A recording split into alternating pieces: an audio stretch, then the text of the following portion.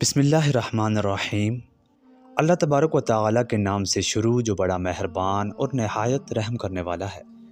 ناظرین، اسلام ایک ہے، قرآن بھی ایک ہے اور نبی بھی ایک ہے، لیکن تاریخ کے ایک مرحلے پر مسلمانوں کے درمیان کچھ فقہی، سیاسی اور اعتقادی اختلافات پیدا ہوئے، جن کی بنیاد پر اہل سنت والجماعت اور اہل تشیع دو بڑے مکاتب فکر بنے۔ آج کی اس ویڈیو میں ہم 10 ایسے فیکٹس جانیں گے جو ان دونوں کے درمیان فرق کو واضح کرتے ہیں۔ ویڈیو شروع کرنے سے پہلے آپ سے گزارش ہے کہ ویڈیو کے اینڈ تک ہمارے ساتھ رہیں، اور اگر آپ کو یہ ویڈیو پسند آئے تو لائک کر کے ہمارے اس چینل کو ضرور سبسکرائب کریں۔ چلیے ویڈیو کا آغاز کرتے ہیں۔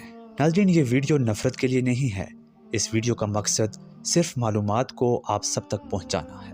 نمبر 1، اہل سنت کے نزدیک نبی کریم صلی اللہ علیہ وآلہ وسلم کے بعد خلافت مشاورت شورا سے قائم ہوئی، جبکہ اہل تشیع کے نزدیک قیادت یعنی امامت اللہ کی طرف سے مقرر ہوتی ہے اور حضرت علی رضی اللہ تعالیٰ عنہ کو پہلا امام مانا جاتا ہے۔ نمبر 2، اہل سنت کے مطابق پہلے خلیفہ حضرت ابوبکر صدیق رضی اللہ تعالیٰ عنہ تھے، جبکہ اہل تشیع کے نزدیک حضرت علی رضی اللہ تعالیٰ عنہ ہی نبی کریم کے بعد اصل اور برحق جانشین تھے۔ یہی اختلاف اسلامی تاریخ کا بنیادی نقطہ ہے۔ نمبر 3، اہل سنت والجماعت صحاح ستہ، بخاری، مسلم وغیرہ کو بنیادی حدیثی کتب مانتے ہیں۔ اہل تشیع اہل بیت سے مروی احادیث کو زیادہ ترجیح دیتے ہیں اور ان کی اپنی حدیث کی کتابیں ہیں، جیسے کہ الکافی۔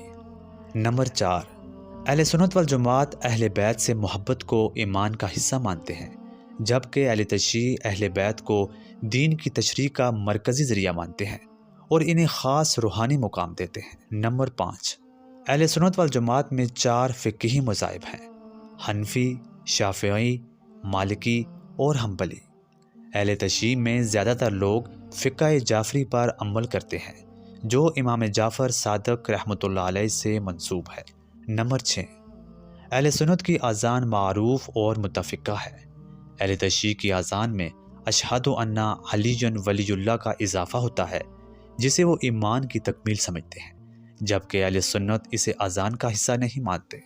نمبر 7، اہل سنت نماز میں ہاتھ باندھ کر کھڑے ہوتے ہیں، جبکہ اہل تشیع نماز میں ہاتھوں کو چھوڑ کر کھڑے ہوتے ہیں۔ اسی طرح سجدے کے لیے بھی اہل تشیع عموماً کربلا کی مٹی کا استعمال کرتے ہیں۔ نمبر 8، اہل سنت کے نزدیک متع نکاح حرام ہے۔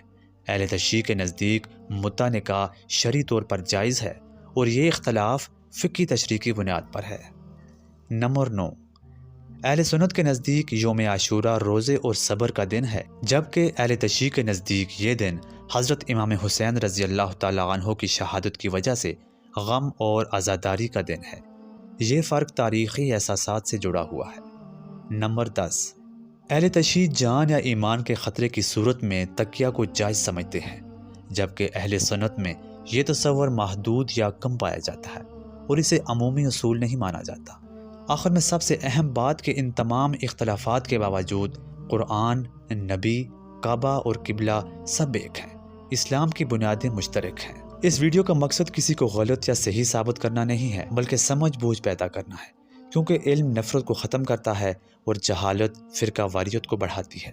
اگر آپ کو ہماری آج کی ویڈیو پسند آئے تو لائک کر کے چینل کو سبسکرائب کر دیں۔ ملتے ہیں آپ سے اگلی ویڈیو میں کسی نئے موضوع کے ساتھ، تب تک کے لیے اللہ حافظ۔